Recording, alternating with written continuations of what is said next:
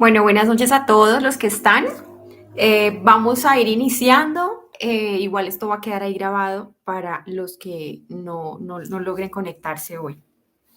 Eh, yo no sé de los que están acá, de las 10 personas que están acá conectadas, quiénes estuvieron el miércoles pasado. Que me digan, porfa, que me escriban. ¿Quiénes estuvieron hace 8 días?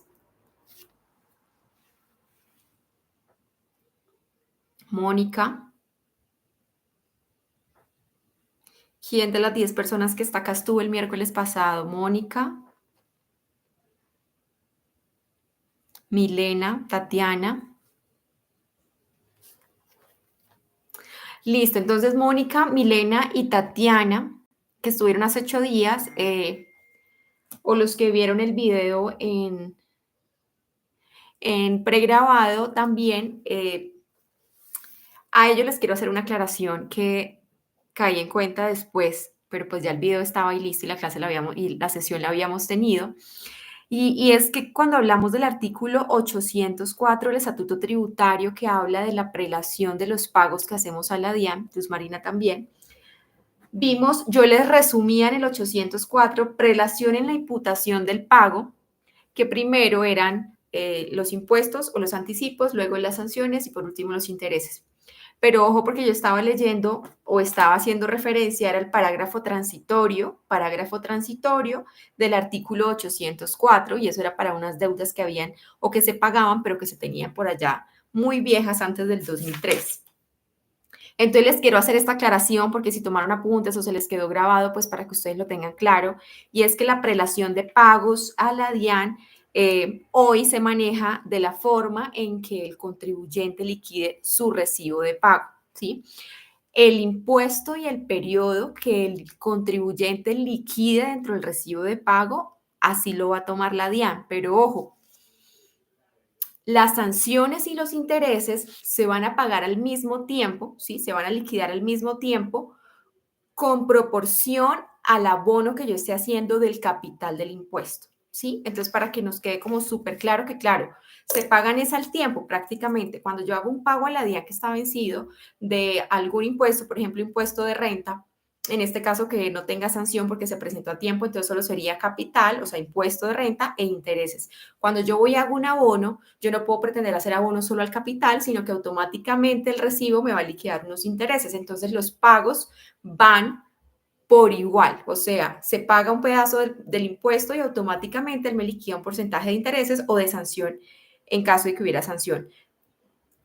O sea, proporcionalmente al abono que yo esté haciendo de ese impuesto, asimismo se van a calcular los intereses y la sanción cuando haya lugar. Entonces, quería hacerles como esa aclaración y empezar haciendo esa aclaración del artículo 804 del Estatuto Tributario que habla de la prelación de pagos para que no se me quedara después por ahí, porque sí sé que les dije que eran sanciones, capital, sanciones, intereses, que efectivamente podría llegar a ser así, porque cuando yo liquido un recibo de pago de un impuesto vencido, pues yo lo que hago primero es poner el valor de abono que voy a hacer al impuesto y ya automáticamente sanciones e intereses o solo intereses, ¿sí? Entonces quería hacerles como esa aclaración del 804.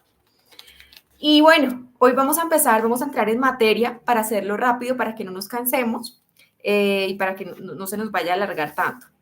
Vamos a empezar a hablar de la obligación de declarar y las consecuencias de la declaración tributaria.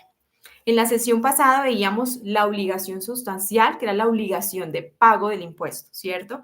Y que el hecho generador contemplado en la norma era el que me creaba o le daba vida a esa obligación sustancial, el hecho generador, ¿cierto? Entonces, si yo cumplía o si yo cumplía las condiciones para o realizaba el hecho generador, estaba obligada a pagar el impuesto, ¿cierto? Entonces, eso nos quedó claro en la sesión pasada. Y hoy vamos a ver la declaración tributaria. Y veíamos en la primera sesión que hay obligaciones sustanciales y que hay obligaciones formales. La pasada vimos la obligación sustancial, que es la obligación de pago del impuesto. Y hoy vamos a ver esa obligación de declarar, ¿cierto? Que es ese vehículo por el que yo doy cumplimiento a esa obligación sustancial o a esa obligación del pago del impuesto. Entonces, bueno, sabemos ya que la obligación de declarar es la obligación formal. Esto es una obligación formal, ¿no? Ya no es sustancial, la sustancial la dejamos hace 8 días haya vista. Hoy vamos a ver la obligación formal de declarar. Y sabemos que para poder dar cumplimiento a esa obligación formal debemos tener clarísimo que la DIAN nos tiene, bueno, la DIAN en este caso, que es la que administra esos impuestos, ella nos provee unos formularios, ¿cierto? Y sabemos que todos los impuestos no se presentan en el mismo formulario, que debemos saber que si vamos a presentar rentas en un formulario, que si vamos a presentar IVA es otro formulario, que si vamos a presentar impoconsumo, que si vamos a presentar un régimen simple de tributación es otro formulario, una retención en la fuente es otro formulario. Entonces, hay que tener en cuenta como esa clasificación de formularios, esos formularios que están expedidos por la DIAN para cumplir con esas obligaciones sustanciales. ¿Listo? Los plazos, ¿cierto? Los plazos que nos generan cada año las administraciones de impuestos, los lugares de pago y pero muy importante que esas declaraciones cumplan con todos esos requisitos de forma para que se den presentadas las declaraciones, para que no se nos vayan con inconsistencias y de pronto nos queden como no presentadas, ¿cierto? El artículo 594 raya 2, 594 raya 2, yo les voy a ir siempre mencionando artículos para que ustedes vayan tomando nota y vayan sabiendo en este tema en qué artículo está y lo vayan relacionando, que en cualquier momento de la vida ustedes vayan a necesitar o vayan a tener que consultar nuevamente el tema o les llegue un caso, ustedes sepan en qué artículo está, ¿cierto? Y vayan y lo revisen nuevamente. El artículo 594 rayado dice que las declaraciones presentadas por no obligados a declarar no producirán efecto alguno, efecto legal alguno. Declaraciones presentadas por no obligados a declarar no producirán efecto legal alguno. Artículo 594 raya 2. Ahora yo les pregunto, acabamos de leer el 594 raya 2. Si yo no estoy obligada y declaro, pues esa declaración no va a producir efecto legal. Ustedes que han hecho declaraciones de renta de persona natural, de pronto les ha pasado esta situación. ¿Qué pasa si yo como persona natural no cumplo los topes para estar obligado a declarar impuesto de renta? Pero resulta que aunque no cumplo los topes, a mí la empresa X me hizo durante el año una retención en la fuente, no sé, por unos honorarios de 2 millones o 3 millones de pesos. Pues hay gente que le da pesar perder esa plata y que dicen, no, pues yo voy y presento así no esté obligada, pues para poder pedirle a la DIAN que me devuelva posteriormente ese saldo o esa retención y yo poder tener esa plata. Si no está obligado, si no estoy obligada como persona natural, ¿ustedes creen que se podría presentar esa declaración de renta? Y quiero que me escriban sí o no, sí o no. ¿Una persona natural podría en ese caso ir a presentar la declaración de renta? Alguien que se anime y se arriesgue.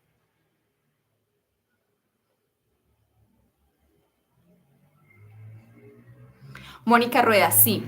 Sí, y efectivamente sí, aunque esta norma dice que declaraciones presentadas por no obligados a declarar no producen efecto legal alguno, si vamos y leemos el artículo 6, exacto, todas, sí. Si vamos y leemos el artículo 6 del estatuto tributario, que yo tengo acá mi estatuto, yo espero que todas ustedes también lo tengan, porque tener el estatuto a la mano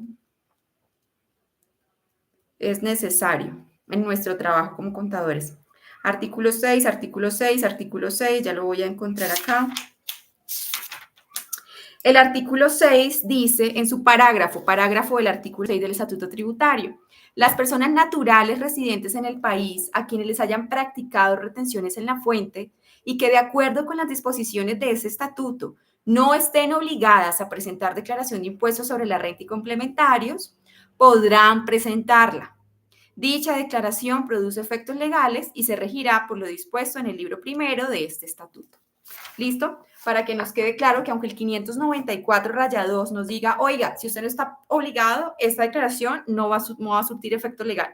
El artículo 6 hace esa excepción. Entonces, para que lo tengamos súper claro, artículo 6 del Estatuto Tributario. Ojo con las firmas también de las respectivas declaraciones con firmas de representantes legales, con firmas de contadores, cuando esté una declaración tenga que ser firmada por contador, cuando tenga que ser firmada por revisor fiscal, ¿cierto? Ojo con presentar las declaraciones, sobre todo en el caso de, aquí el libro nos dice, representantes legales, liquidadores o apoderados o quienes estén en la responsabilidad de firmar y presentar esas declaraciones, porque al no presentarlas se vuelven responsables subsidiariamente de esa omisión. Más adelante vamos a ver esas responsabilidades solidarias, personal o subsidiaria que tenemos a veces como contadores o como terceros ante la omisión o ante otras situaciones relacionadas a las declaraciones de renta. Entonces, cuando un representante legal, cuando un liquidador, cuando un apoderado, cuando el que esté obligado a presentar la declaración X de X impuesto no la presente y lo omita, van a ser responsables subsidiariamente de esa omisión. Y eso está contemplado en el artículo 573 del Estatuto Tributario. Artículo 573 del Estatuto Tributario. Otro tema por acá que estaba dentro de esas páginas es, las declaraciones gozan de presunción de veracidad, las declaraciones gozan de presunción de veracidad, pero están sujetas a fiscalización y sobre ellas se pueden iniciar actuaciones. Es decir, una declaración, toda la información que yo le suministro a la DIAN por medio de las declaraciones tributarias gozan de una presunción de veracidad. ¿Qué quiere decir? Que se presume que todo esto es cierto, que se presume que yo estoy diciendo la verdad y que todo lo que está liquidado de forma correcta. A no ser que haya una fiscalización, que haya una revisión, que haya una auditoría de esas declaraciones y encuentren lo contrario, ¿cierto? Pero si, mientras no, se presume que están correctamente liquidados y que es la verdad, 100% verdad. Artículo 746 del Estatuto Tributario. Ahora, ya teniendo en cuenta como esos aspectos generales de las declaraciones, ¿cierto? Que tenemos que tener en cuenta en las declaraciones. Hay dos formas de presentar de presentar los impuestos por medio de declaración tributaria. Está la autoliquidación, que es la que la mayoría de nosotros hacemos. La autoliquidación, que es cuando nosotros, como contribuyentes, liquidamos nuestro impuesto, ¿sí? Nosotros ponemos el valor de los ingresos, nosotros ponemos el valor del IVA descontable, del IVA generado o de las deducciones de renta. Nosotros, como contribuyentes, liquidamos nuestro propio impuesto. Entonces, esa es la autoliquidación. Y la segunda forma es la determinación o la liquidación por oficio. Liquidación por oficio, que es cuando la DIAN, y que es una situación que es nueva, que no sé si ustedes la han escuchado, pero que realmente es nueva y salió digamos que quedó como más activa o entró en vigencia con la última reforma tributaria del 2022. Y está en el artículo 719-3. Artículo 719-3. Y es la determinación oficial mediante factura electrónica. No sé si ya lo han escuchado, pero la DIAN ya puede emitirnos, y eso se convierte como en un acto administrativo, una factura por el impuesto de renta a los omisos, solo a los omisos, solo a quienes no presentaron el impuesto en los plazos señalados por la ley. Es a los que la DIAN puede decir, oiga, tome, le mando su factura del impuesto de renta porque usted no me presentó la declaración. Entonces, a los omisos, a esos que no presentaron su declaración de renta, son a los que la DIAN puede ir y enviarles y notificarles la facturación electrónica de su impuesto de renta, y eso está contemplado en el artículo 719-3 del Estatuto Tributario. Al final de ese artículo, si lo leen,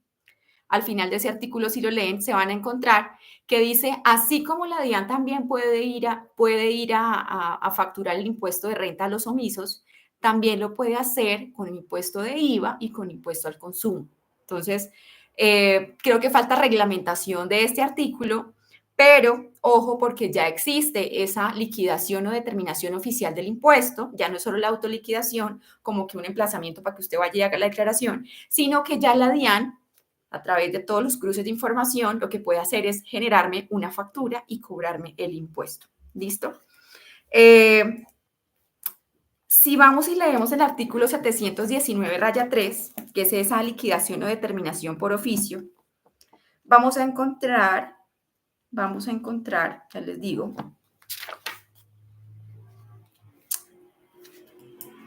que cuando recibe, eso es como para que lo tengan ahí presente por si llegan a tener un caso. En el caso de recibir una factura o de ser notificado con una factura de impuesto, ¿sí?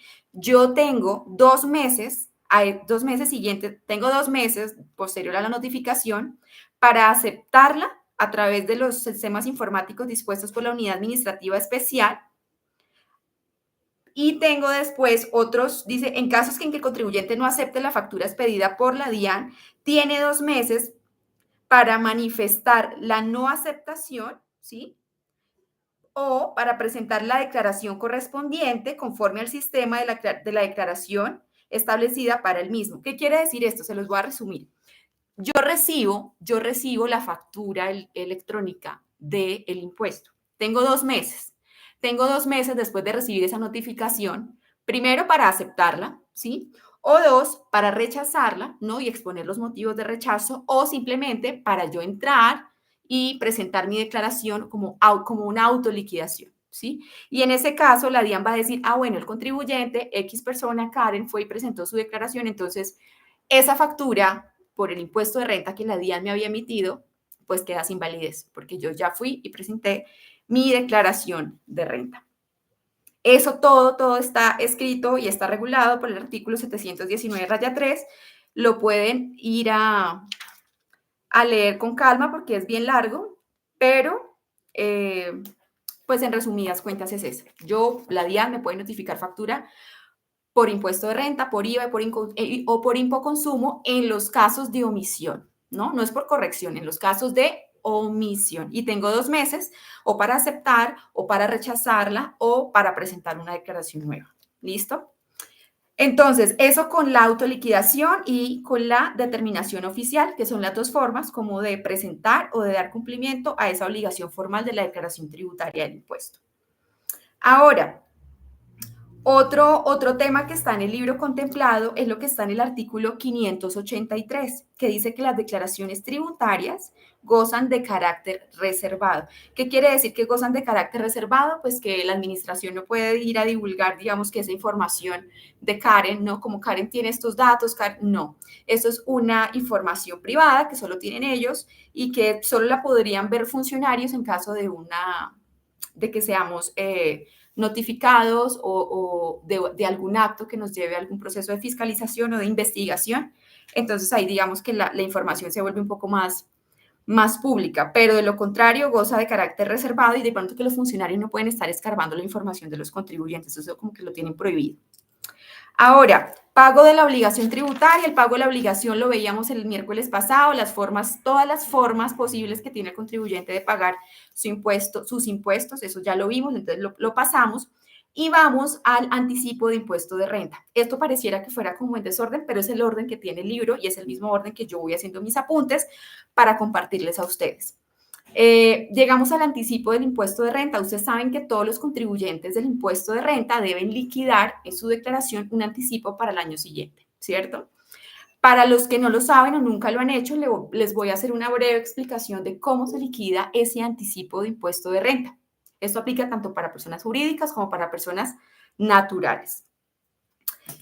El porcentaje del anticipo depende de donde yo esté. Es decir, si es la primera vez que yo presento renta, si es la segunda vez que presento renta, o si es la tercera o cuarta o quinta o de en adelante, cualquier número de la declaración de renta. ¿Sí? Si estoy dentro del primer año, si es mi primera declaración de renta, el anticipo va a ser del 25%. Si es el segundo año de presentación, va a ser el 50%, y si es el tercero o en adelante, va a ser el 75%. ¿Listo? ¿Cómo se liquida? ¿Cómo se liquida o cuál es la base para liquidar ese anticipo de renta? El impuesto neto de renta. Hay dos opciones, ¿cierto? Para los que ya han aquí liquidado rentas. Hay dos opciones. Una es tomar como base el impuesto neto de renta del año gravable que estoy liquidando, ¿sí? Cojo entonces, me dio impuesto neto de renta año gravable 2023, 2 millones de pesos, ¿cierto? A esos 2 millones de pesos, digamos que ya es la quinta vez que yo presento renta, entonces sería el 75%. Entonces, 2 millones por el 75%, ¿cierto? Esto me da un valor. Y a ese valor que me da, le tengo que restar las retenciones en la fuente que tengo a favor durante ese año. Todas las retenciones que me aplicaron a mí durante ese año gravable 2023 los voy a poder descontar y el valor resultante, ese es el valor de anticipo que voy a poner en mi declaración. ¿Listo? Hay una segunda opción, es promedie el impuesto de renta del año anterior y del año que está liquidando, ¿sí? Y haga un promedio de esos dos valores de impuesto neto de renta. A ese valor le hace exactamente lo mismo, le descuenta las retenciones que me practicaron, le puedo descontar las retenciones que me practicaron durante el año gravable y ese es el valor que voy sobre, o sea, perdón, hago el promedio, al promedio le practico el porcentaje del 75, del 50 o del 25%, dependiendo del año donde esté, y a ese valor le resto las retenciones que me practicaron durante ese año gravable. ¿Cuál coger? La que más me convenga por flujo de caja, porque si yo no tengo plata y eso, o sea, si yo no tengo plata, pues voy a escoger la que menos me dé. La que más bajito me dé, esa es la que voy a escoger. Pero si, por ejemplo, yo digo, no, porque el otro año sé que tengo proyecciones de ingresos más altos, entonces para que el otro año no me dé tan duro, voy a escoger la que más alto me dé. Entonces me iría por la más alta. Digamos que no hay una o no nos obliga a coger una o la más alta, no, podemos escoger cualquiera de las dos opciones. Y esa decisión y a conveniencia del contribuyente, ¿cuál opción escojo? Si la de promediar el impuesto neto de renta del año anterior y o si escojo solamente el impuesto neto de renta del año que estoy liquidando. ¿Listo? Eso respecto al anticipo y esto todo lo pueden leer y lo pueden estudiar en el artículo 807 del Estatuto Tributario. Artículo 807, cómo liquidan el impuesto, el anticipo del impuesto de renta. Hay casos muy especiales, pues en los que de manera general o individual pueden haber excepciones, ¿sí? Y hay una excepción que no está contemplada en la norma y es para empresas, por si tienen empresas en liquidación.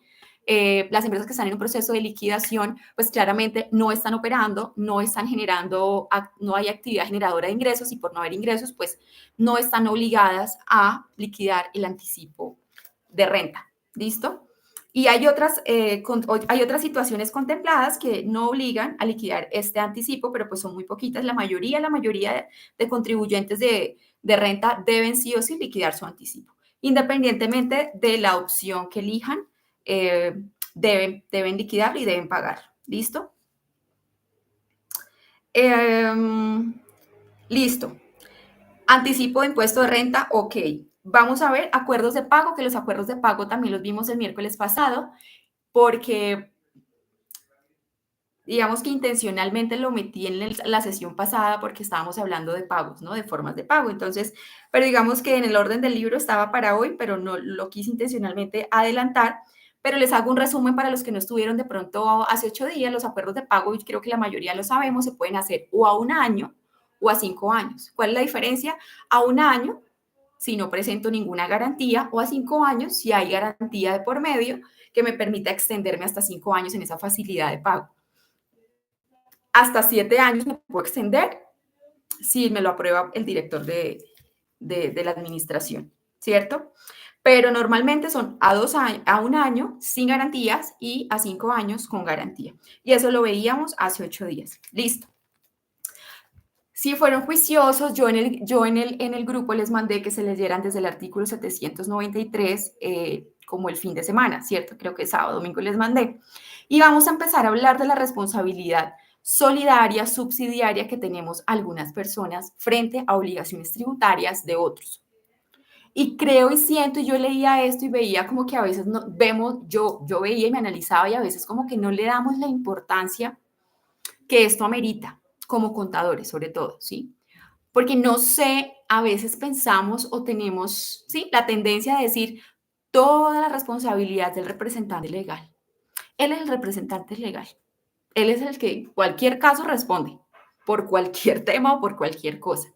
Y esa es la percepción que tenemos, como que para eso es el representante legal, para que responda. Pero resulta que en la norma hay contempladas muchas situaciones, como ustedes lo pudieron ver leyendo muy juiciosos, en los que personas ajenas o externas, porque no son tan ajenas, pero de pronto que no son esos titulares de la obligación, resultan siendo responsables. ¿cierto?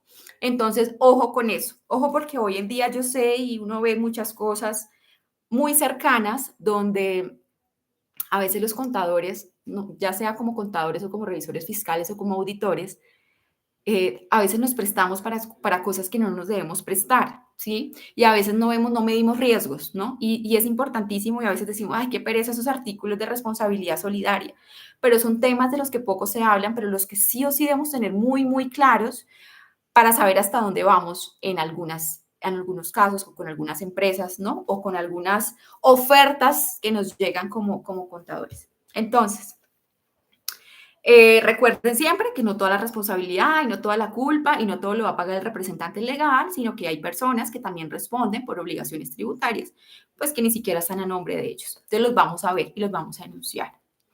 Esos están en el artículo 793, 793 en adelante. Entonces vamos a leer 793 en adelante y los vamos a ir explicando para que no nos queden dudas y nos quede clarísimo cuándo hay responsabilidad solidaria o subsidiaria. ¿Listo? Primero es súper importante que entendamos cuándo es responsabilidad solidaria y cuándo es responsabilidad subsidiaria, ¿sí? O la responsabilidad personal, pero esa es la más fácil. ¿Cuál es la responsabilidad personal? Es cuando yo soy el titular de la obligación, ¿sí?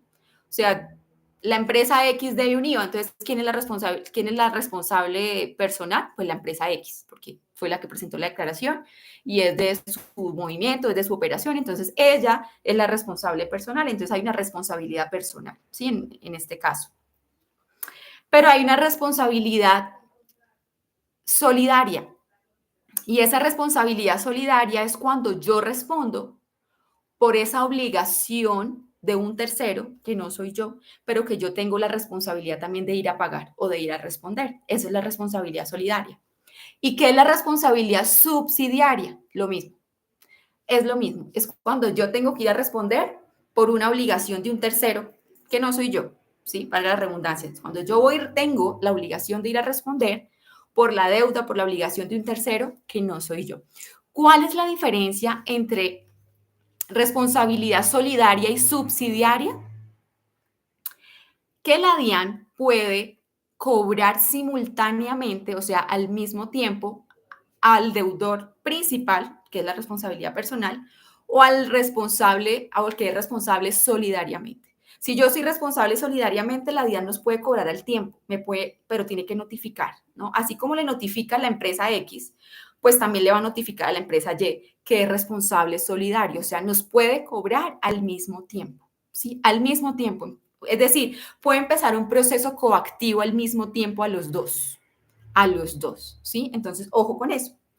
Mientras que cuando soy responsable subsidiariamente o al responsable subsidiario, solo y únicamente le va a ir a cobrar, ¿sí? O le va a ir a decir, oiga, venga, responda por esta persona o por esta empresa, solo y únicamente cuando ya haya agotado todo el proceso administrativo de cobro con esa empresa.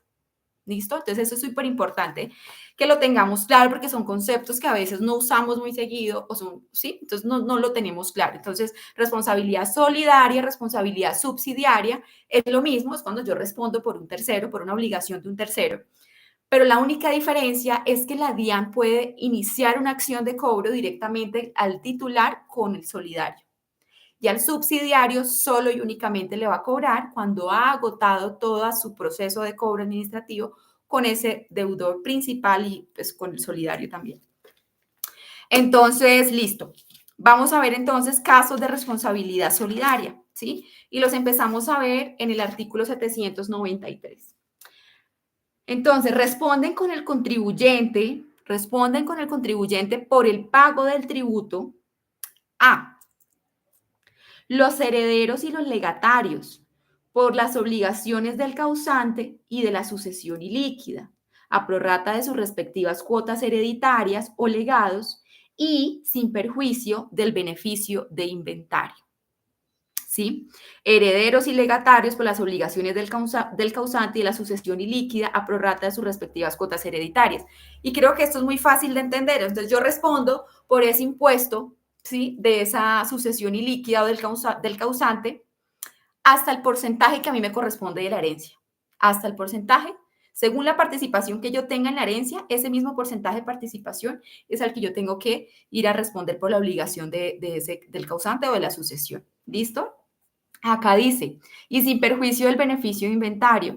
No sé si saben qué es beneficio de inventario, pero eso es como un mecanismo que tienen las personas que heredan o que reciben legados, como cuando van y aceptan, pues eso más como de abogados, esto lo hacen más los abogados, pero cuando las personas tienen derecho a herencia o les dejaron legado, entonces dicen, listo, yo acepto, pero limitadamente, ¿no? Entonces es como un mecanismo que tienen para proteger su patrimonio personal, ¿no? Porque no sea que lo que vayan a recibir no les alcance ni siquiera para ir a pagar lo que las deudas que dejó el fallecido, ¿no? El causante, y entonces vayan y tengan que responder con su patrimonio personal. Entonces, digamos que esto es una aclaración que se hace dentro de esa aceptación de la herencia o ese legado, que los abogados dejan ahí como muy claro para proteger el patrimonio de esas personas que están recibiendo esa herencia o ese legado, ¿sí? Entonces, ahí responderían única y exclusivamente por el porcentaje de la herencia o del legado que reciban, sin necesidad de ir a tener que sacar de su patrimonio personal para cumplir esa obligación de ese tercero, pues en este caso del causante o de la sucesión ilíquida. Listo. B. Dice, los socios de sociedades disueltas, hasta concurrencia del valor recibido en la liquidación social, sin perjuicio de lo previsto en el artículo siguiente. ¿Qué quiere decir esto? Hay empresas que están en proceso de liquidación, ¿cierto? Y ya entonces el liquidador hace como valga la redundancia, la liquidación final de la sociedad y dice, bueno, esto le quedó a Julanito, esto a Pepito, esto a Juanito, y esto fue lo que le quedó a cada socio, a cada accionista de la liquidación final. Entonces, cada uno tiene un porcentaje. Si ellos le reparten a cada uno de los socios un porcentaje, ¿cierto? De la liquidación de la sociedad, pero esa sociedad tiene deudas y obligaciones con la DIAN, entonces también, según la participación que recibieron, según ese porcentaje que hayan recibido en la liquidación, ese es el máximo porcentaje por el que ellos van a ir a responder solidariamente por las obligaciones tributarias que tienen la sociedad en la DIAN. ¿Listo? Acá dice, sin perjuicio de lo previsto en el artículo siguiente. Y el artículo siguiente es el artículo 794, ¿sí? Y el artículo 794 dice, en todos los casos, los socios, copartícipes, asociados, cooperados, comuneros y consorciados responderán solidariamente por los impuestos, actualizaciones e intereses de la persona jurídica o ente colectivo sin personería jurídica de la cual sean miembros, socios, copartícipes, asociados, cooperados, comuneros y consorciados, a prorrata de sus aportes o participaciones en las mismas y del tiempo durante el cual los hubieran poseído en el respectivo periodo gravable. No será aplicable a los accionistas de las sociedades anónimas y asimiladas a anónimas. Hoy en día, ¿ustedes por qué creen que la mayoría de sociedades que se constituyen son SAS? Porque el artículo 794 las protege. El artículo 794 protege el patrimonio personal de los accionistas de las SAS, ¿cierto? Entonces, digamos que ellos responden ahí hasta el porcentaje de sus aportes. Hasta el porcentaje de sus aportes. Dice, lo dispuesto en este artículo no será aplicable a los miembros de los fondos de empleados, los miembros de fondos de pensiones de jubilación e invalidez, a los suscriptores de los fondos de inversión y de los fondos mutuos de inversión, ni será aplicable a los accionistas de sociedades anónimas y asimiladas a anónimas. ¿Sí me entendieron? ¿Sí entendieron el artículo? O sea, el literal B con el artículo 794, porfa, escríbanme y si no trato de explicarlo con un ejemplo.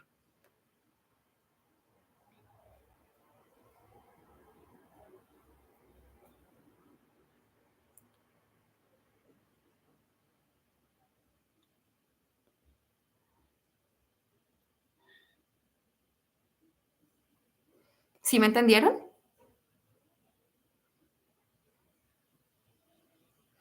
Yo creo que aquí lástima que no los pueda escuchar. Creo que va a ser más chévere por el otro lado que pueden encender sus micrófonos y pueden hablar, porque acá me siento sola.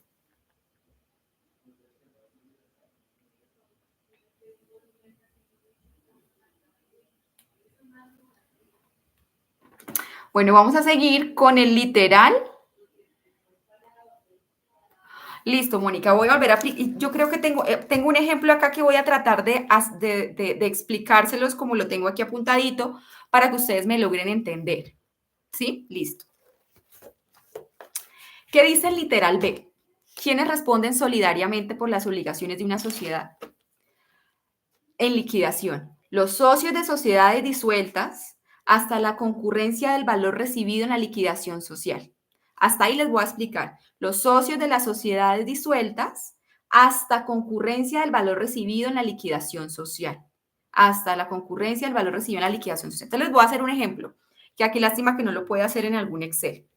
Pero bueno, pongamos el ejemplo que tengo acá. La sociedad X se disuelve. La sociedad X se disuelve y sus activos ascienden a 300 millones, pero tiene deudas tributarias por 150. Entonces, la sociedad se liquida y los activos que quedan de esa liquidación ascienden a 300 millones, pero en la DIAN tienen deuda de 150 millones. Hay dos socios, socio A y socio B. El socio A, de esos 300 millones de activos, recibe 200 millones. Y el socio B recibe 100 millones, ¿cierto? Entonces, vuelvo y les digo, la empresa se liquida y en su liquidación aparecen 300 millones de activos. Ya, lo que quedó fueron 300 millones para repartir. En la DIAN tienen obligación de 150 millones. Hay dos socios. El socio A recibe 200, el socio B recibe 100 millones. ¿Listo? Estos serían los límites, o sea, según el literal B del artículo 793, ¿cierto? El socio A respondería hasta con 200 millones, que fue lo que recibió en la liquidación de la sociedad. Y el socio B, que recibió 100 millones, pues ese sería el límite, esos 100 millones sería lo único que él podría dar para cumplir con obligaciones tributarias que tengan en la DIAN. En el ejemplo que tenemos, como están recibiendo 300 y la deuda es 150, pues se hace como según el porcentaje que hayan recibido, pues van a cubrir esos 150 millones en la DIAN, ¿cierto? En este caso, el socio A, que recibe 200, respondería o iría a pagar o pagaría 100 millones, y el socio B, que recibió 100, iría y pagaría 50, ¿sí?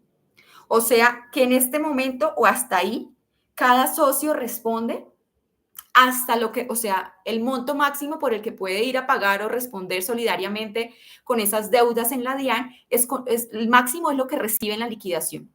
Lo máximo que él puede llegar a pagar es lo que recibe en la liquidación de la sociedad, ¿sí? En este caso, socio A, 200, socio B, 100. Claro, como la deuda es de 150, pues el uno pone 100 y el otro pone 50, ¿no? Y eso se hace por porcentaje. ¿Hasta ahí me entienden? O sea, el máximo, por la responsabilidad máxima o ese valor máximo por el que respondería un socio, un accionista en una liquidación de una sociedad sería por lo que él reciba en esa liquidación. ¿Listo? Hasta ahí tenemos clarísimo. Aquí no se miran, digamos, acá en este caso no se mira qué porcentaje tenía la sociedad, si el 50-50 o el 40, sino el valor recibido en la liquidación. O sea, ese valor que recibieron, que le corresponde en la liquidación de la sociedad, ese es el valor máximo que él va a ir a decir a la DIAN, mire, yo tengo esto, ¿sí? Y si la deuda es más, pues solo hay 200 y 100, 300. Si la deuda es 400, no hay más, ¿cierto? Listo.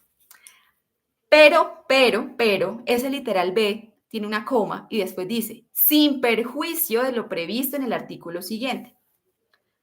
Y el artículo 794 dicen que todos los socios responderán solidariamente por los impuestos, con sus intereses y actualizaciones de esa persona jurídica, a prorrata de sus aportes o participaciones en las mismas y del tiempo durante el cual los hubiere poseído en el respectivo periodo de año grabado. Es decir, el caso que les ponía, en el caso que les ponía sobraba plata, a cada socio le sobraba plata, ¿cierto? Pero en la segunda opción que les digo, venga, y si la deuda es de 400 y ellos solo recibieron 300, esos 100 que quedan ahí volando, ¿qué? Pues la DIAN no los quiere perder, ¿sí? La DIAN no los quiere perder. Entonces se va a los 794 y dice, venga, aquí quedan 100 millones volando, ¿sí? y no les alcanzó con lo que recibieron allá en la liquidación. Entonces, cada socio o cada accionista me va a responder, ahí sí, según su porcentaje en la sociedad, ¿sí? Sí, en la sociedad me va a responder por estos 100 millones. Entonces, si son 60 y 40, entonces ahí se dividen 60 y 40. Exactamente, exactamente. Entonces, por eso dice, este literal B, muy bien, Mónica, es por eso es que dice, sin perjuicio de lo previsto en el artículo siguiente. Entonces, oiga, si no les alcanza la plata con lo que reciben, pues váyanse al 794 y miren qué porcentaje tienen en la sociedad y me pagan. Pero que me pagan, me pagan. O sea, ustedes no me van a dar aquí sin pagarme, sin darme esos 100 millones de pesos, ¿sí? En el caso que la deuda fuera de 400. Entonces, ya es más claro, ¿cierto? Con el ejemplo creo que les quedó más claro. Y ojo, porque finalmente acá dice, esto no será aplicable a las sociedades anónimas y asimiladas anónimas. Es decir, por eso hoy les decía que hoy en día pues la mayoría crea SAS, ¿cierto? Porque responden hasta el capital o el aporte dado, ¿sí? Pero entonces digamos que ese 794 no les aplicaría a los accionistas de la SAS, ¿sí? Porque lo que se pudo pagar allá con lo que había en la empresa. A mí ya no me vengan a pedir plata, ¿sí? Entonces, por eso hoy en día la mayoría de sociedades son SAS. Y creo que hoy en día creo que hay un gran porcentaje que son o anónimas o SAS o simplificadas por acciones. Ahora sí creo que les quedó más claro, ¿cierto? Es que a veces con tanta lectura de tantos artículos, pues es como enredado, pero creo que a veces con ejemplos sí es mucho más sencillo entender. Nos vamos con el literal C. Nos vamos con el literal C. Súper, súper. Espero que al resto, Mónica, espero que a Tatiana y a... ¿Quién es la otra que me había dicho que con un ejemplo? Tatiana. Les haya quedado a todos claros con el ejemplo. Listo. C. La sociedad absorbente respecto de las obligaciones tributarias incluidas en el aporte de la absorbida. La sociedad absorbente respecto de las obligaciones. Entonces, estos en casos de fusiones de empresas, ¿cierto? Entonces, la absorbente pues va a responder por las obligaciones de la absorbida, pero solo por el porcentaje que absorbió, porque pues, a veces no absorben el 100% pues, de toda la empresa. Entonces, también dependiendo del porcentaje que absorbe, pues ese mismo porcentaje es el que va a ir a responder solidariamente por la obligación. En el caso de fusiones, esto más dirigido al caso de fusiones de empresas. D. Las sociedades subordinadas solidariamente entre sí y con su matriz domiciliada en el exterior que no tenga sucursal en el país por las obligaciones de esta. Esto también es como complicado de entender. Entonces, esto habla de cuando hay una subordinada, ¿no? Hay una subordinada aquí en Colombia, domiciliada en Colombia, pero pues obvio, hay una matriz allá en el exterior que la dirige, ¿cierto? Que la dirige. Y la norma es clara y dice, esa matriz en el exterior no puede tener establecimiento permanente o sucursal en Colombia. Esa sucursal allá afuera en el extranjero no puede tener ni establecimiento permanente ni una sucursal en Colombia. Solo puede operar a través de la subordinada. En esos casos, esa subordinada va a ser responsable solidariamente por los impuestos o por las obligaciones de impuestos de esa matriz, o sea, de su matriz, de su casa matriz. ¿Listo? Ese sería el D. Pero pues yo creo que son casos a veces que poco manejamos nosotros, pero pues en dado caso, para que lo tengan ahí claro que eso está ahí. El E, literal E, los titulares del respectivo patrimonio asociados o copartícipes solidariamente entre sí por las obligaciones de los entes colectivos sin personalidad jurídica. ¿Qué es un ente colectivo sin personalidad jurídica? Pues es un consorcio, ¿no? Un contrato en cuentas de participación, ¿cierto? Una unión temporal. Entonces, eso es un ente colectivo sin personalidad jurídica. Entonces, ¿qué es lo que está diciendo? Las personas que conforman o que están asociadas y que forman ese patrimonio, ese patrimonio autónomo, ese consorcio o esa unión temporal van a ser responsables solidariamente por las obligaciones tributarias de esa sociedad, ¿no? Pues eso no tiene personalidad jurídica, ¿no? Los consorcios, las uniones temporales, eso no tiene personalidad jurídica, pero hay los que lo conforman sí tienen personalidad jurídica, entonces ellos irían a responder solidariamente por las obligaciones de esas sociedades. Literal F.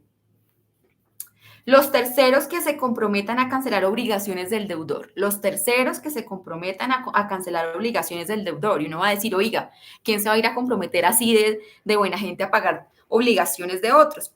Pero en este literal F lo que vemos es, no sé si se acuerdan, o lo que hablábamos ahorita, a veces uno presenta facilidades de pago con garantías, ¿cierto? Y esas garantías normalmente las dan los bancos. Entonces aquí hablan más que todo es como de esos casos, ¿no? Cuando yo presento una garantía o un aval, entonces ese tercero es el que va a ir a responder solidariamente por esa obligación. ¿Listo? G. Dice, las personas o entidades que hayan sido parte en negocios con propósitos de evasión o de abuso por los impuestos, intereses y sanciones dejados de recaudar por parte de la administración tributaria. Y aquí, ojalá esto nunca se les olvide o se les quede aquí, porque aquí no dice representantes legales, aquí no dice proveedores ficticios, ¿no? Aquí dice las personas o entidades que hayan sido parte en negocios con propósitos de evasión o de abuso por los impuestos. A veces aceptamos facturas, ¿cierto? De proveedores ficticios, que para bajar IVA, que para bajar impuestos. A veces siento que permitimos muchas cosas, ¿sí? Y lo que les decía, a veces decimos, bueno, pues firmamos una declaración y finalmente el que va a responder es el representante legal, o pues para eso también tiene sus accionistas, yo solo soy el contador. Entonces, mucho cuidado porque aquí en este literal G podemos caber nosotros como contadores o revisores fiscales cuando estamos firmando declaraciones y que sabemos, porque tenemos que saber qué es lo que estamos firmando. Nosotros no firmamos por firmar, nosotros lo que firmamos tenemos que tener clarísimo qué es lo que firmamos, qué información es la que está ahí contemplada o explícita o liquidada en esas declaraciones, ¿no? ¿Qué hay detrás de esas declaraciones, ¿no? ¿Qué hay en el fondo de esas declaraciones? Entonces, cuando nos permitimos firmar, cuando nos permitimos llevar y causar, reconocer contablemente facturas que sabemos que, inventarios que nunca entraron, ¿cierto? Mercancías o gastos que nunca fueron reales y las aceptamos simplemente con el fin de evasión, de apoyar esa evasión por parte del administrador de la empresa. Entonces ahí también nosotros tendríamos una responsabilidad solidaria, es que ni siquiera es responsabilidad subsidiaria, es una responsabilidad solidaria. Ya vimos que la diferencia entre solidaria y subsidiaria es que a mí me pueden cobrar al mismo tiempo que le cobran o sea, es como si yo fuera la titular de esa obligación. Entonces, ojo con eso porque es súper, súper peligroso, o sea, corremos peligro nosotros o corremos un gran riesgo cuando nos permitimos ciertas situaciones en las empresas, ¿no? Y a veces nos hablan bonito y los gerentes nos envuelven a veces lo hacemos mucho por no perder el trabajo, por no perder el contrato, por no perder el cliente, por caer bien, ¿no? Entonces, ojo con eso porque este literal G del artículo 793 nos está haciendo responsables solidarios de esas obligaciones, de esas sanciones que en un futuro puedan llegar. Literal H dice, quienes custodien, administren o de cualquier manera gestionen activos en fondos o vehículos utilizados por sus partícipes con propósitos de evasión o abuso, con conocimiento de operación u operaciones constitutivas de abuso en materia tributaria. Y esto ya va más enfocado, es administradoras de fondos de inversión, gestores de patrimonio, custodios de activos, fiduciarias, ¿no?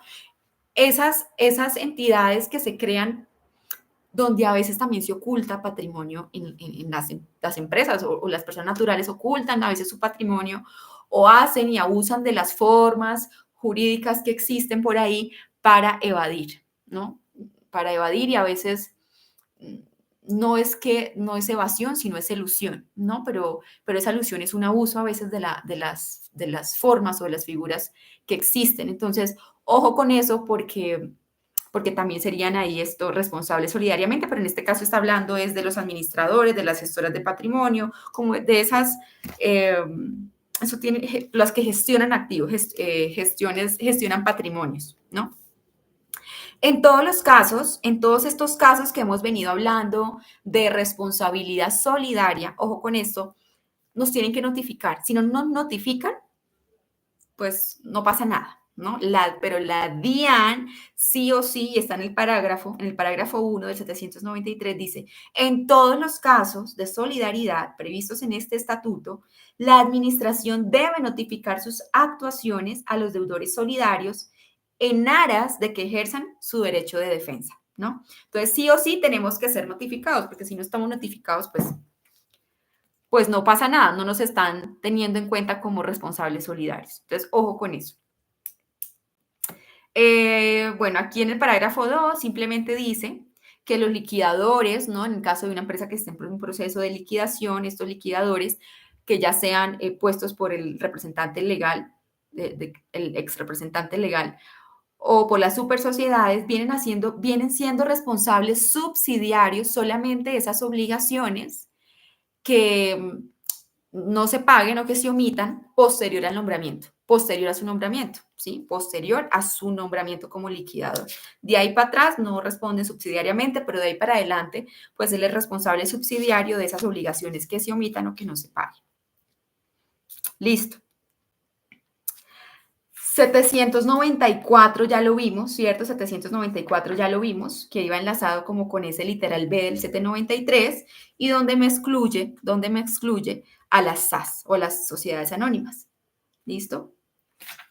794 raya 1 dice desestimación de la personalidad jurídica. Desestimación de la personalidad jurídica. Y esto es una figura que busca prevenir y sancionar el abuso. Es una figura que busca prevenir y sancionar el abuso.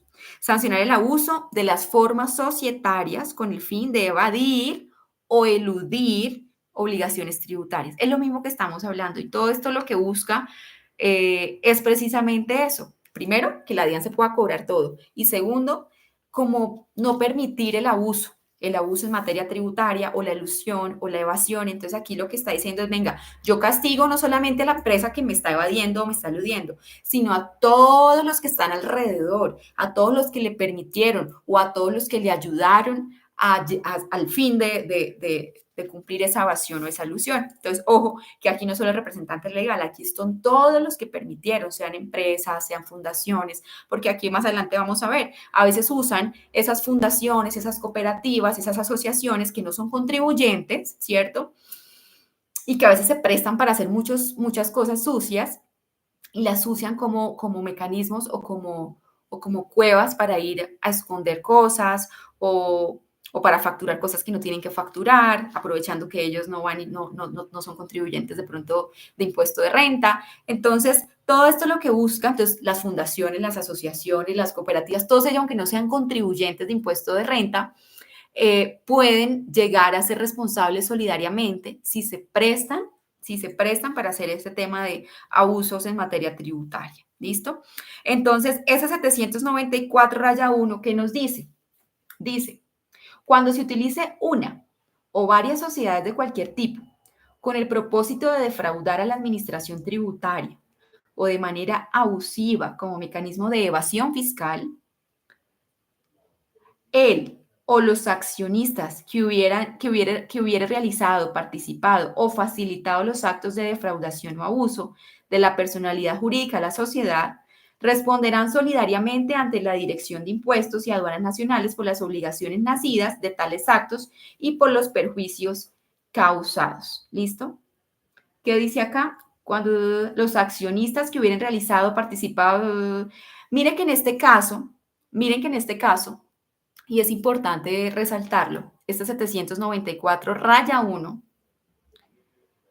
no excluye a ningún tipo de sociedad, ¿sí? No excluye a ningún tipo de sociedad. Entonces, miren, veíamos que en el 794, ¿sí? En el 794 solito, excluye a las a sociedades anónimas o a las SAS de que sus socios o de que sus accionistas respondan, digamos, con su patrimonio por el pago de unos impuestos que la sociedad no logró pagar, ¿cierto? Hasta ahí las exonera, ¿no? Un ejemplo.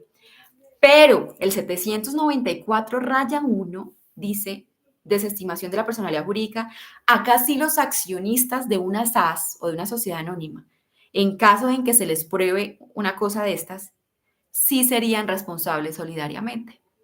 Entonces, ojo con eso, que aunque hay un pedacito por allá de la norma que me exonera hasta los aportes, hasta lo que tiene la sociedad, yo sí podría llegar a tener que pagar o responder solidariamente por unas obligaciones que se hayan generado por algún delito, que haya generado omisión, una evasión, una elusión, ¿cierto? Y que de manera abusiva yo haya bajado una base gravable o bajado un impuesto a pagar por un abuso o por un fraude. Entonces, en este caso entran todas las sociedades, todos los accionistas o socios de cualquier sociedad. Aquí no me está exonerando a nadie, ¿listo? Para que lo tengan muy en cuenta este 794-1. Dice, en los términos del artículo 590 del Código General del Proceso, admitida la demanda, el superintendente podrá decretar de oficio, a petición de la DIAN, todas las medidas cautelares que se consideren pertinentes. Entonces, mire esto lo grave que es, ¿no? Listo. 795. Solidaridad de las entidades no contribuyentes que sirvan de elemento de evasión. Y esto lo acabo de hablar. 795. Esto es cuando las fundaciones, cuando las asociaciones, cuando las iglesias, porque hay iglesias que también se prestan para ayudar a algunas empresas a evadir o a eludir o a bajar impuestos o a hacer su chanchullo, ¿cierto? Entonces, aquí lo que está diciendo es que ellas, estas entidades no contribuyentes, también estarían obligadas, serían responsables solidarias por esas sanciones o por esas obligaciones de esos contribuyentes a los que ayudaron a defraudar al Estado. ¿Listo? 795-1. Bueno, esto lo que dice es como, este 795-1 habla es como ese procedimiento para la declaración de deudor solidario de estas empresas que estamos hablando que no son contribuyentes del impuesto sobre la renta. Entonces, ese es el proceso, cómo es el proceso para declararlas responsables solidarias. Artículo 796 dice, solidaridad de las entidades públicas por el impuesto sobre las ventas. Entonces dice, los representantes legales de las entidades del sector público responden solidariamente con la entidad por el impuesto sobre las ventas no consignado oportunamente que se cause a partir del diciembre 24 de 1986, bueno, y sus correspondientes sanciones. Entonces aquí también entran algunas sociedades, algunas empresas públicas a responder solidariamente por esos IVAs que no vayan y le paguen a la administración a tiempo. 798. Responsabilidad subsidiaria por incumplimiento de deberes formales. Entonces, miren, que aquí veníamos hablando de solidaridad, solidaridad, solidaridad. Y aquí en el 798 vamos a ver responsabilidad subsidiaria. Y esta responsabilidad subsidiaria dice, los obligados al cumplimiento de deberes formales de terceros responden subsidiariamente cuando omitan cumplir tales deberes por las consecuencias que se deriven de su omisión. Y este 798 diríamos, pero no entendemos, los obligados al cumplimiento de deberes formales de terceros. O sea, pero ¿quiénes? ¿Quiénes son esos terceros? Pues ¿quiénes? Nosotros como contadores también, o como revisores fiscales. ¿Qué obligaciones formales tenemos como contadores? Presentar las declaraciones, la de retención mensual, la de IVA bimestral o cuatrimestral, ¿cierto? La de renta de las empresas, la de impoconsumo cuando nos toque. Entonces, nosotros tenemos la exógena, ¿cierto? Tenemos la obligación formal de presentar la exógena. Entonces, dice, los obligados al cumplimiento de deberes formales de terceros responden subsidiariamente cuando omitan. Entonces, en el caso en que nosotros omitamos alguna obligación formal, ¿cierto?, de la empresa, del contribuyente, pues nosotros responderíamos subsidiariamente por esa omisión, por esa omisión. Entonces, mucho cuidado porque a veces no vemos la magnitud de la responsabilidad que tenemos nosotros como contadores de empresas. Respondemos o solidariamente, como ya lo vimos anteriormente, o en este caso, subsidiariamente, por no cumplir o por omitir esas obligaciones formales, esas obligaciones de ir a presentar, ¿cierto? Hay empresas que a veces pasan 2, 3 meses y no presentan retenciones en la fuente. No les presentamos retenciones en la fuente. Y he visto casos en los que eso se acumula se acumula y la presentamos ahorita al cuarto mes o al quinto mes, se van acumulando y las presentamos ahorita. ¿Qué pasa con esos 3 o 4 meses que no se presentaron? Estoy siendo responsable subsidiario. Puedo llegar a ser responsable subsidiaria por esa omisión de la no presentación de esa declaración o de esas declaraciones, ¿no? Entonces, ojo, porque aquí están contadores, revisores fiscales y los mismos representantes legales, ¿no? Entonces, aquí estamos nosotros, artículo 798. Artículo 799, responsabilidad de los bancos por pago irregular de cheques fiscales. Y a mí me costó un poco entender los cheques fiscales, pero yo no sé si eso todavía se use, porque pues para mí siento que esos los cheques ya hoy en día casi no se usan y todo es por medio de transferencia, ¿no? Pagos PSE a través de medios electrónicos. Pero pues esto lo que dice es como la responsabilidad que tienen los bancos, porque cuando los hacen o las empresas autorizan girar un cheque a la DIAN para pagar X impuesto y de pronto ellos manipulen esos cheques o no los paguen a tiempo o jueguen con la plata de ese cheque, sí, y que no llegue directamente a la DIAN o se desvíe. Bueno, hay infinidad de casos donde, o situaciones que los bancos podrían hacer internamente con estos cheques. Y entonces aquí lo que está haciendo es también meter a las entidades financieras en esta cola de responsables y los responsabiliza cuando estos dineros pues no lleguen en forma puntual y regular como deberían hacerlo. Entonces los bancos también ahí tienen una responsabilidad. Dice, los establecimientos bancarios que pagaren o negociaren o en cualquier forma violaren lo previsto en la ley sobre el cheque fiscal responderán en su totalidad por el pago irregular y sus empleados responsables quedarán sometidos a las sanciones legales y reglamentarias del caso. Entonces todos los que se presten para hacer esa irregularidad con ese cheque pues también van a ser responsables, ¿cierto? En este caso. Listo. Artículo 799. Este artículo 799 fue derogado, que era que lo que decía era que después de 6 meses, creo, después de 6 meses de tener una deuda en mora, también íbamos a ser reportados en las centrales de riesgo. Pero aquí, esto fue, artículo 799, raya 1, fue declarado inexequible por la Corte Constitucional mediante sentencia 993 del 12 de octubre del 2004. Entonces, ese artículo ya no está vigente, ¿no? Ya no hay ese reporte a centrales de riesgo según esto. Entonces, aquí digamos que terminaríamos como esa revisión de responsabilidad solidaria, subsidiaria y, bueno, y personal que tenemos frente a obligaciones tributarias con la DIAN, ¿cierto? Yo aquí tenía otro que está en el artículo, que no está aquí y que no estaba dentro del orden del libro, pero que no, no está aquí en estos artículos del 793 al 799, pero sí está en el libro y está en el artículo 670 del estatuto. Y dice, sanción por improcedencia a las devoluciones y o compensaciones. Entonces, ¿qué dice? Cuando se pruebe que se utilizaron documentos falsos o se incurrió en fraude para obtener una devolución o compensación de impuestos, serán solidariamente responsables los representantes legales, los contadores, los revisores fiscales que hayan firmado dichas declaraciones y solicitudes. Entonces, ojo, porque mire que acá también estamos nosotros. Se los apunté porque precisamente estábamos nosotros involucrados. Entonces, artículo 670 del Estatuto Tributario. Esto pasaba mucho, yo no sé si todavía pase, pero yo sí me enteré de muchos casos grandes que salieron a la luz hace 2 o 3 años en algunas ciudades de Colombia y era un cartel completo. Entonces lo que hacían era que se creaban estos proveedores ficticios y hacía ¿cómo se llama? Como un mecanismo, corrían las facturas por cada una de esas empresas ficticias. Al final, una empresa quedaba con un saldo a favor gigante, que era ficticio, porque era producto de operaciones falsas, y iba y se le pedían esos saldos a favores a la DIAN. O sea, aparte de que se omiten y se evade impuestos, no, también van y le piden plata a la DIAN como devoluciones o como compensaciones de dineros, pues que obviamente son falsos y ficticios. Entonces, en este caso, pues también nosotros como contadores, como revisores fiscales, seríamos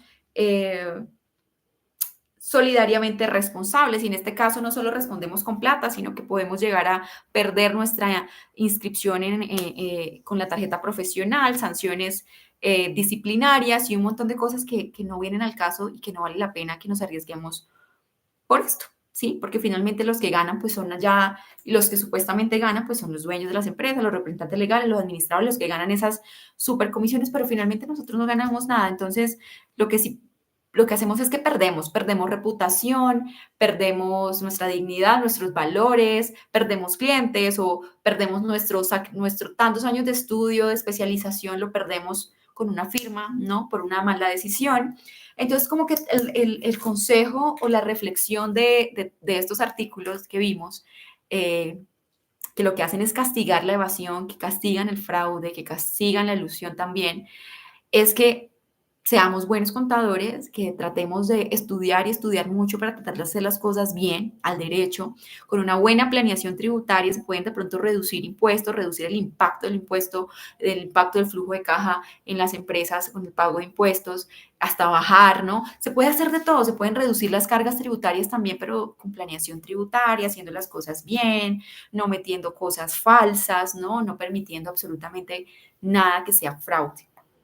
Y así pues también nosotros vamos a evitarnos muchos dolores de cabeza, y siendo que cuando uno hace las cosas bien, pues le va bien y tiene buenos resultados, ¿no? Cuando uno no las hace bien, tarde o temprano eso sale a la luz y tarde o temprano nos resulta mal. Entonces, nada, esto era lo de hoy, el estudio de hoy. Lo mismo que les digo siempre, si tienen dudas, si les quedan inquietudes, de pronto a veces tenemos dudas. A mí, por ejemplo, antes de leer esto me tenía muchas dudas sobre cuál era el alcance de la responsabilidad de los accionistas con las deudas de las sociedades. Aquí ya esto me quedó muy claro. Pero si de pronto a ustedes todavía les quedan dudas, pues me escriben por el interno y pues claramente lo estudiaremos, lo revisaremos para que podamos clarificar todas esas inquietudes que tengan. ¿Listo? En estos días les pasaré qué páginas a los que tienen el libro, que creo que no lo tienen, pero entonces trato de enviarles los artículos que están referenciando el libro en esas páginas para que ustedes pues, puedan por lo menos leer esos artículos del Estatuto Tributario y vengan con un poco de noción de lo que pues vamos a hablar acá. ¿Listo? Nada, buenas noches a todos. Gracias por estar y espero que algo les haya quedado en esta horita de estudio. Chao, chao.